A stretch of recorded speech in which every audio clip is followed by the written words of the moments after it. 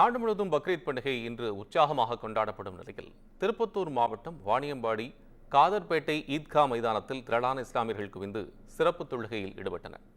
தொடர்பான கூடுதல் தகவல்களை செய்தியாளர் அரவிந்தன் வழங்க கேட்கலாம். அரவிந்தன், இந்த விவரத்தை சொல்லுங்க. வணக்கம் கோபால்.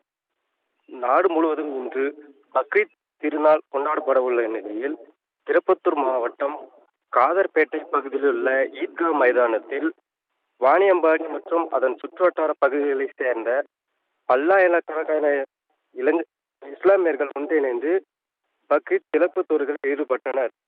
அதனைத் தொடர்ந்து ஒருவருக்கொருவர் ஆரத் தழுவி பக்ரீத் திருநாள் வாழ்த்துக்களை தெரிவித்துக் கொண்டனர். மேலும் பக்ரீத் பண்டிகையின் சிறப்பான குர்பானி கொடுக்கும் நிகழ்வு தற்போது நடைபெற்று வருகிறது.